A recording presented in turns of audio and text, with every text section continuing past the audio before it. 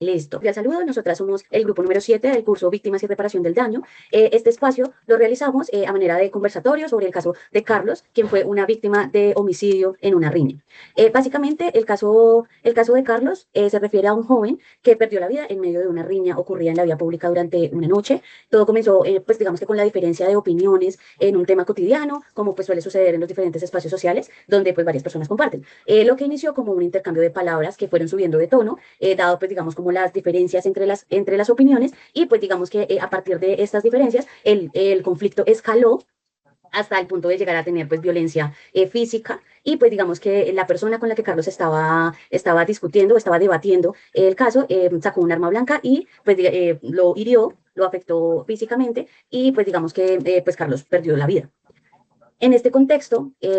pues nosotras como grupo vamos a realizar un análisis como del impacto del daño desde las diferentes perspectivas, tanto legales, psicológicas y sociales, y pues para ello contamos con la participación de María Viviana, Andrea del Pilar, Adriana Niño y Mildred Patillo. Inicialmente vamos a hablar desde la perspectiva legal, entonces le doy paso a mi compañera María Viviana para que nos exponga sus aportes. Buenas noches, compañeras. Bueno, el caso de Carlos resulta pues evidentemente pues que los efectos no solamente del delito violento se limitan únicamente a ese momento, sino que también generan pues consecuencias profundas y a futuros en diferentes dimensiones. Bueno, en el caso legal pues veo que se observa pues la vulneración del derecho fundamental que es la vida, ¿sí? Lo que activa todo un proceso judicial que busca pues escalar los hechos y sancionar pues al responsable.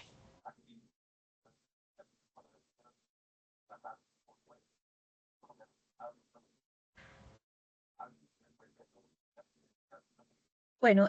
buenas noches, compañeras. Para complementar lo que nos menciona María Viviana frente al daño legal o jurídico, también encontramos la revictimización institucional, que es cuando el proceso judicial es lento, insensible y en muchas ocasiones es poco claro. También las cargas económicas derivadas del mismo proceso, como los gastos en abogados, en los trámites y en los diferentes desplazamientos que los familiares deben realizar. Y finalmente, la afectación a los derechos de los familiares, como el acceso a la verdad y la reparación. Bueno, desde esa perspectiva legal, considero que inicialmente tenemos que hablar de lo que fue el delito, que es el delito de homicidio, y pues digamos que aquí se vulnera principalmente el derecho pues fundamental a la vida. Más allá como de la sanción penal al agresor, es importante poder analizar el derecho de las víctimas indirectas, como en el caso de la familia de Carlos, y pues digamos que también que ellos puedan acceder a derechos también a la verdad, a la justicia y a la reparación integral. ¿Por qué? Porque pues digamos que de acuerdo a lo que menciona Granda y Torres, ellos hablan también como de la reparación integral, que la reparación integral no se limita solamente a una reparación económica, sino que también se deben incluir medidas de restitución, rehabilitación, satisfacción, garantías de no repetición y pues digamos que en este caso la familia de Carlos no solamente requiere una indemnización por los daños causados, sino que también requiere un acompañamiento institucional que le permita afrontar las consecuencias del hecho. Bueno, como ya, buenas noches para todas. Como ustedes ya lo han dicho, obviamente este es un caso de un derecho fundamental que es la vida.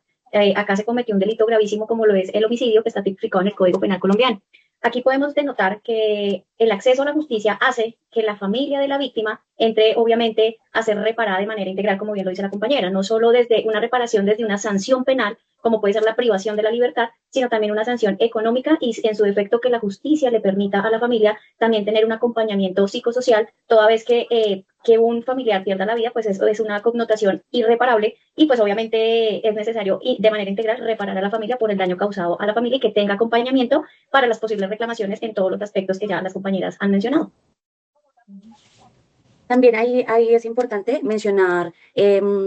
que, de acuerdo, digamos, a lo que expone Iván, él también dice que los sujetos no se tienen que limitar a ser sujetos pasivos en procesos judiciales. Entonces, en este sentido, pues también es importante hablar sobre la necesidad de reconocer, digamos, el caso de la familia de Carlos como el papel que ellos tienen de manera central, sus necesidades para poder acceder a la oferta institucional que se requiera. Buenas noches para todas. Em,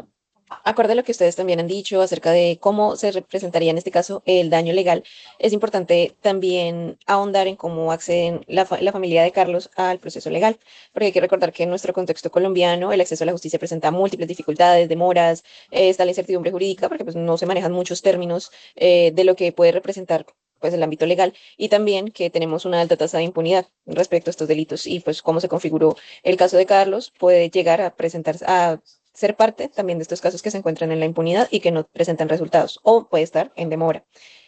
El autor Fritz van Dijk habla acerca de que este también presenta un daño profundo para las víctimas secundarias, que es tener esa reactivación constante del dolor y es una revictimización al tener que estar constantemente asistiendo a ciertos pasos de este proceso judicial que muchas veces no permiten un cierre emocional o bueno, eso ya está más conectado con el daño emocional, pero el proceso legal pues no siempre es consciente de de esa elaboración del duelo que tiene tanto en algunos casos las víctimas directas como las víctimas secundarias. De acuerdo. Ahora, desde la perspectiva psicológica, vamos a exponer como esos daños que se pueden presentar en el caso. Bueno, siguiendo con este tipo de daño, en lo psicológico, pues es importante resaltar que es significativo. Juluski 2022 habla que la forma como ocurre el delito altera pues la percepción y la seguridad, ¿no? También la forma violenta hace que eso pueda generar ansiedad, depresión y pues dificultad para afrontar el duelo en la familia. Entonces, creo que la forma como ocurre hace que pues, se pueda llevar el duelo mejor o afecte aún más pues, a la familia. Sí, el daño psicológico y emocional, eh, teniendo en cuenta, pues en el caso de Carlos, que fue una muerte muy violenta e inesperada, es un duelo muy traumático y complicado de sobrellevar para la familia. Este tipo de experiencias traumáticas pueden desarrollar trastornos emocionales en los familiares,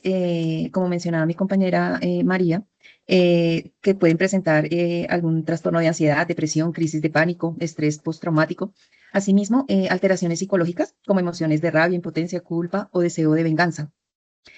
También las alteraciones en el proyecto de vida de sus familiares, especialmente si la víctima tenía un rol central dentro de su familia, dentro de su hogar, que era su esposa y su bebé.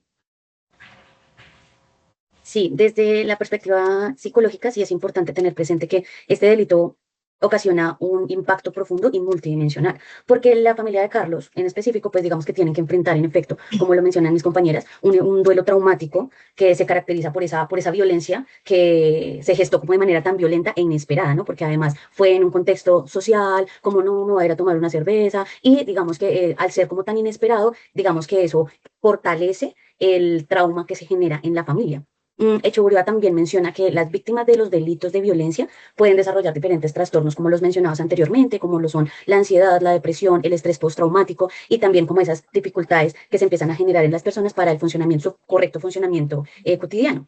Y pues digamos que eso también se agrava cuando, por ejemplo, también como en relación a lo que mencionaba Mildred ahorita, y es que es como cuando existe esa sensación de injusticia o de impunidad, porque realmente son casos que no se van por las mismas falencias que tiene el sistema judicial, son casos que no van a ser resueltos de manera inmediata, sino que requieren pues todo un ejercicio investigativo. Y pues digamos que aquí también es muy importante como resaltar la importancia de la intervención psicológica, porque pues digamos que esta intervención tiene que ser continua y tiene que ser especializada, orientada como al tratamiento del trauma y pues digamos que también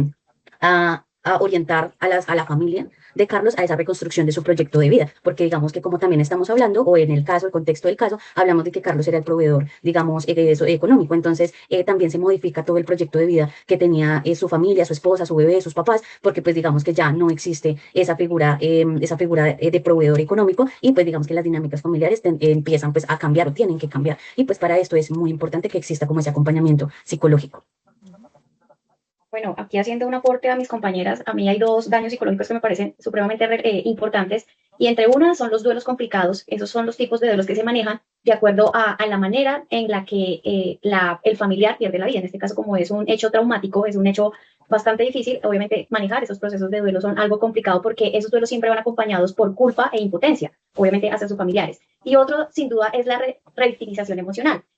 Al recordar en cada hecho que se tenga que contar en los procesos judiciales, hace que haya una revictimización porque es volver a recordar, entonces hace más difícil el proceso del duelo y el cierre de este. Este daño, el último, que es la revictimización emocional, puede persistir aún cuando el proceso ya está terminado, lo que hace que el impacto del suceso, que en este caso fue la pérdida de la vida de Carlos, el eje principal del proveedor de su familia, pues sea supremamente difícil, no solo desde la parte emocional, sino obviamente también desde la parte económica. Entonces, el impacto es bastante difícil para los miembros de su familia. Bueno, retomando también un poco lo que compartían ustedes acerca de la modificación de las dinámicas familiares, es importante hablar acerca de que la esposa de Carlos puede llegar a presentar una sobrecarga emocional, agotamiento o inclusive sensación de desbordamiento porque su rol ahora es completamente modificado. Además, tiene la responsabilidad no solo como cuidadora, como proveedora y aparte de responder ante todo el proceso judicial. Entonces, esta puede ser algo secundario que de pronto no se evalúa, pero es un daño psicológico que también se puede entrar a revisar. Asimismo, cómo impactan las redes de apoyo, porque el trauma pues no solo es individual, también es no solo hablar de la esposa de Carlos, sino quizás también en su núcleo familiar aportaba a otras personas que en el caso no se menciona, pero pueden entrar a ahondarse más en un estudio ya de las dinámicas que él tenía con sus familiares cercanos o incluso con sus amigos o en el ambiente laboral. Listo. Ahora, desde esa perspectiva social, las escucho. Bueno, siguiendo con lo social, pues es importante resaltar que estos daños no actúan de forma aislada. Por eso es que el daño social es muy evidente, ya que la comunidad pues empieza a percibir, ¿sí?, los espacios como inseguros, ese tipo de situaciones rompe pues la confianza entre las personas y debilita pues ese tejido social, lo que demuestra pues un impacto muy alto en no, por el delito y aparte de eso pues en la comunidad, que va más allá. En este sentido, pues reparar también pues implica, como lo dice Granda y Torres, en la reconstrucción de un proyecto de vida. Por eso es que en lo social, la reparación simbólica es muy importante, ¿sí? De pronto esa reparación simbólica parece pequeña, pero tiene un efecto positivo y muy importante, ¿sí? Que se trata pues de reconocer lo que ocurrió, darle un lugar a la víctima, por ejemplo, a través de actos conmemorativos, mensajes de rechazo o de violencia, o espacios que honren en sí a la víctima, que a su vez esto va a ayudar a la familia pues a sentirse bien, escuchada y saber, y que la comunidad va a tener como ese respaldo, sabiendo que pues las personas pueden hacer esa reparación simbólica, no quedarse callado y pues tratar de que pues vuelva como, de una u otra manera la comunidad a confiar. En este daño social, en relación a los familiares, puede existir un aislamiento social donde ellos se pueden alejar de sus amigos, de sus vecinos, ya no tener como la misma seguridad de realizar actividades sociales por la misma tristeza, el miedo y la desconfianza a que les pueda suceder algo parecido a lo que le sucedió a Carlos. También existe una estigmatización y un señalamiento en ciertos contextos. La familia puede ser juzgada o señalada por el contexto social, por el entorno, por ciertos prejuicios sobre las circunstancias del homicidio. Esto puede generar un silencio o un retraimiento en los familiares hasta vergüenza de lo que sucedió. También existe debilitamiento de redes de apoyo. Ellos se pueden sentir abandonados o que no tienen como el suficiente acompañamiento por parte de las instituciones y a nivel social. Perfecto. Desde lo social, aquí en este caso también podemos evidenciar cómo se reflejan esas problemáticas estructurales a nivel colectivo, que es como el hecho de también la normalización de la violencia, de la intolerancia, de la falta de pronto también de habilidades de resolución de conflictos y demás.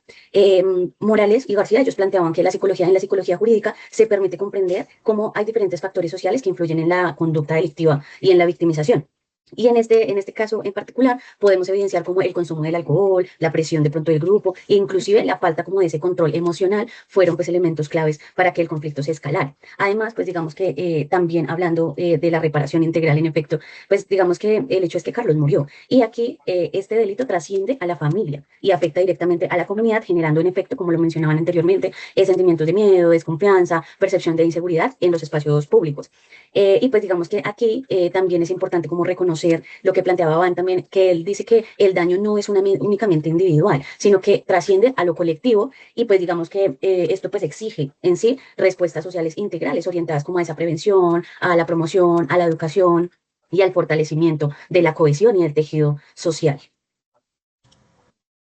Bueno, para mí, pues sin duda lo que ustedes han dicho es muy importante, pero a mí me parece que impacta mucho la afectación en el rol social, en la postura que debe tomar la madre, toda vez que ella entra a ser la cabeza del hogar. Entonces, esto obviamente al trabajador, en el caso de la madre del hogar, o sea, la esposa de la persona muerta de Carlos, obviamente aquí puede apartar o, perdón, despertar ciertas dificultades como es la dificultad de cuidar y proteger a sus hijos. Toda vez que existe un miedo, existe la ansiedad causadas por el trauma del suceso del homicidio de Carlos. También hay sin duda un cambio de una dinámica familiar, como es la sobreprotección o en su defecto el distanciamiento emocional causado por el proceso del duelo que puede llevar esta persona, que sería la madre de los menores, y pues el sentimiento de culpa o incapacidad de no poder haber ella pensado que pudo haber hecho más o que no está haciendo lo suficiente por sus hijos. Y ese tipo de dinámicas también obviamente entran a afectar la parte laboral, porque todo esto puede implicar que haya una pérdida del empleo de la persona, toda vez ella también hacía parte de las personas que aportaban en el hogar, pero obviamente esto va a hacer que el trasfondo digamos que el impacto al hogar obviamente sea catastrófico, que ese sería un impacto social demasiado fuerte para la familia de Carlos. Bueno, para cerrar un poco este tema acerca del daño psicológico, porque creo que todas han abordado perdón, el daño social, todas han abordado de manera muy completa este aspecto. Creo que es importante también resaltar que no solo se limita el daño a esta generación, sino que puede haber una transmisión intergeneracional de este impacto, de que puede llegar a presentarse que el hijo de Carlos cuando crezca desee o tenga cierto sentimiento de venganza, más si no hay una justicia reparatoria, donde de verdad haya una significación de reparación del daño, donde de pronto el hijo tenga una percepción de justicia diferente y quiera por medio de su propia mano, tener conductas violentas hacia los agresores de su padre o hacia familiares de los agresores de su padre. Ok, listo. Ahora, desde el rol de como psicólogos jurídicos, ¿qué tensiones o desafíos éticos consideran ustedes que podrían surgir al momento de intervenir como este proceso de reparación integral? Bueno, creo que desde mi perspectiva, creo que son tres importantes, sin desmeritar los otros, que se deben tener en cuenta, ¿no? Desde el rol del psicólogo jurídico, pues uno de los principales desafíos, y creo que ya lo habló, y sumando a lo que dijo la compañera Andrea, es evitar esa revictimización, especialmente cuando pues, la víctima debe narrar reiterativamente pues, los hechos. El segundo es de mantener pues también la objetividad, ¿sí? La técnica y responder con sensibilidad pues al sufrimiento que está padeciendo la familia. Y también podemos hablar del manejo de la confidencialidad y el consentimiento informado, que pues es fundamental pues para garantizar el respeto por la dignidad de las personas. Entonces, pues adicionalmente, pues es importante reconocer a la víctima como un sujeto activo dentro del proceso, pues como lo plantea BAT 2009. Bueno, yo considero que teniendo en cuenta que la víctima en este caso fue Carlos, que desafortunadamente falleció en esta situación traumática, en el proceso de reparación implica desafíos éticos muy complejos, porque el trabajo básicamente se va a centrar en las víctimas indirectas, que en este caso son sus familiares. Entonces yo creo que hay dos factores muy importantes, como el manejo del duelo, que podemos hacer nosotros los psicólogos jurídicos, donde la participación más importante es como que no reabrir ese dolor en sus familiares, ¿sí? Donde nosotros como psicólogos debemos evitar como ese tipo de prácticas que intensifiquen el sufrimiento. Por ejemplo, hacer interrogatorios repetitivos con poca empatía y que sean poco sensibles, lo que implica un reto pues, ético entre la necesidad probatoria y el cuidado emocional de los familiares. Otro factor importante es la imparcialidad o la empatía que debemos tener como profesionales y es mantener como esa objetividad técnica, pero al mismo tiempo mostrar la empatía hacia los familiares, que son las víctimas indirectas, y existe una tensión entre no involucrarse emocionalmente en exceso y no parecer una persona insensible o distante en este caso. Bueno, yo coincido con lo que mencionaba María Viviana, que uno de los riesgos que se presentan aquí o esas tensiones éticas es el tema de la revictimización, el riesgo a la revictimización, porque pues digamos que en la evaluación pericial se puede implicar pues que los familiares tengan que revivir esos hechos traumáticos al momento de narrarlos nuevamente. Y pues digamos que aquí considero que se puede generar como un desafío ético en donde pues uno se tiene que preguntar un poco como hasta qué punto es necesario profundizar en el relato y de pronto también cómo evitar causar como esos daños adicionales. Además, porque en los textos de Hecho Burúa, él mencionaba que esa exploración del daño psicológico en las víctimas, digamos, de delitos violentos se tiene que realizar con mucho cuidado para evitar intensificar también como síntomas de ansiedad, de depresión, de estrés. Adicional a esto, de pronto como otra de las tensiones que se pueden identificar es como esa presión en el sistema judicial, en donde digamos que las entidades, las diferentes instituciones, perdón, pueden generar como cierta presión para favorecer o no, digamos que el relato o el informe pericial. Y pues digamos que aquí es importante como que el psicólogo pueda sostener como esa independencia profesional y pueda, digamos, evitar de cierta manera, a pesar de esas presiones, esos sesgos, esos sesgos y la manipulación en el informe pericial. Otro riesgo que se puede evidenciar acá, una tensión, es también como ese rol del psicólogo jurídico, del rol pericial y también el rol terapéutico, porque pues digamos que generalmente cuando una persona escucha, me va a atender un psicólogo, puede que esa persona de manera inconsciente diga como no, él va a ser un apoyo emocional para mí, él va a contenerme y va a ser como ese apoyo emocional, entonces pues digamos que allí también es importante, en efecto, también como lo mencionaba Adriana, cómo hace uno como desde el rol del psicólogo, desde el rol del perito, cómo hace uno para no intervenir o darle a entender a la persona que uno no está ahí para poderlos intervenir terapéuticamente, sino que el rol que se tiene desde la parte pericial es un rol netamente evaluativo. Y pues digamos que allí también se puede plantear como una dualidad entre cómo poder ser un humano empático sin asumir ese rol que no está como en el alcance del psicólogo jurídico. Sí, todo lo que ustedes han dicho, pues obviamente es supremamente relevante. Desde mi rol como psicóloga jurídica, en un caso como el descrito que fue el homicidio de Carlos, pueden surgir varias tensiones y desafíos, o desafíos éticos que durante los procesos de reparación de víctimas son importantes, como ustedes ya lo mencionaron, que es la revictimización, la objetividad, la confidencialidad, la intervención que sería el manejo de duelo y la empatía.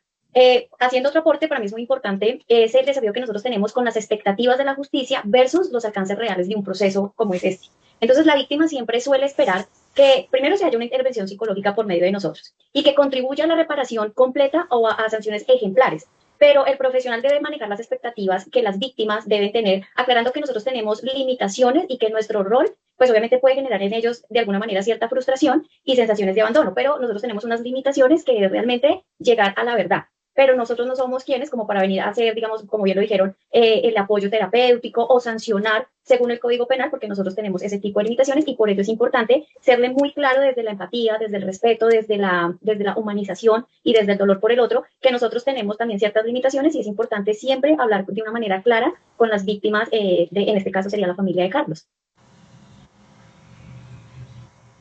Bueno, para finalizar este aporte pues que todas han hecho, que han abordado, creo que casi todos los de pronto limitantes o dificultades que podría llegar a tener el psicólogo jurídico, que concuerdo con todo lo que ustedes han dicho. Creo que es importante retomar lo que nos decía Adriana acerca de la empatía profesional, en la cual el psicólogo jurídico debe poner un límite muy importante, porque por nuestro rol como psicólogos es muy probable que las personas recurran a nosotros como ese puente, esa vía para obtener más información. Entonces, no ha avanzado mi caso, bueno, ella me escuchó, él me escuchó, entonces voy a ir a buscarlo nuevamente para que me pueda ayudar, me pueda apoyar. Y es ahí donde entra nuevamente a jugar la parte que mencionaban del consentimiento informado, explicar muy bien el proceso de que solo se va a hablar acerca o se va a hacer un peritaje y hasta ahí llegamos nosotros porque no podemos entrar a ahondar más en un proceso ya que cumplimos un rol limitado donde solo aportar información, que ya el acompañamiento psicojurídico es diferente, donde la entidad de pronto ya el proceso legal lo llevan es directamente sus representantes legales, sus abogados y no nosotros que seamos parte activa como de estar informando cada parte o de estar colaborando que comúnmente sería lo que la percepción que podrían llegar a tener del psicólogo dentro de este caso, bueno, de este tipo de casos, pues porque recordemos que tiene mucha carga emocional y en cierto modo podría verse perdida la objetividad al tener un mayor relacionamiento con la víctima o al ya con las víctimas secundarias o ya tener más conocimiento de la historia de vida o de la realidad que afronta cada una. De acuerdo. Como para ir cerrando este pequeño conversatorio, a manera de conclusión, podemos evidenciar que el caso de Carlos, que fue un homicidio, genera en efecto impactos profundos que trascienden no solo a lo legal, sino que también afectan diferentes dimensiones, tanto psicológicas como sociales, de las víctimas indirectas y de la comunidad, de hecho. Esto, pues digamos que resalta como esa necesidad de la reparación integral, de que no solamente se limite a lo económico, de que se incluya también como esa atención emocional, la reconstrucción de los proyectos de vida y las garantías de no repetición. Asimismo, pues digamos que también ese análisis como interdisciplinario permite comprender la complejidad del daño y evitar como esas visiones reduccionistas en donde pues digamos que surgen también muchos desafíos para el psicólogo jurídico que requieren como ser equilibrados desde la objetividad profesional con la sensibilidad frente al sufrimiento de las familias, de la familia pues afectada. Y pues digamos que este ejercicio también puede contribuir a lo que es una justicia más humana y que pues digamos que en sí realizaría el proceso en efecto judicial centrado en las víctimas, que es como lo que se pretende hacer ahora con todo el tema de la justicia restaurativa. Bueno, yo Sí, tengo la manita levantada, quiero hacer un pequeño aporte, una conclusión, y es que como psicólogo jurídico, la afectación en el rol social se entiende como un daño que altera la identidad del funcionamiento cotidiano de la víctima y de su familia, por supuesto. Desde los enfoques como los de Talcott Parsons y Erving Goldman, los dos son roles esenciales para la vida social, por lo que la pérdida impacta el proyecto de vida de su familia y por ello es clave evaluarlo y orientarlo desde los procesos de reparación que fortalezcan la integración social. Claramente estamos hablando de que hay que reparar a las víctimas, que en este caso son su familia, donde se pueda realmente tener una reintegración social y obviamente este proceso sea más ameno y amigable para ellos. así es. ¿Hay alguna compañera de pronto quiere hacer algún otro aporte en este conversatorio o nos cuentan si podemos ir finalizando el espacio? Sigue María Viviana. Vale, muchas gracias. Bueno, en conclusión de todo lo que han dicho y partiendo pues de lo que se dijo que que se requiere una reparación integral, ¿sí? Que no se requiere de una sola respuesta, sino que tiene que haber a nivel social y muchas dimensiones, en lo económico, en lo simbólico y pues en el impacto social del hecho, ¿no? Entonces creo que en conclusión pues este caso muestra el daño integral y lo importante es la reparación y que esa reparación debe ir más allá. Entonces creo que se debería usar un enfoque centrado en la víctima.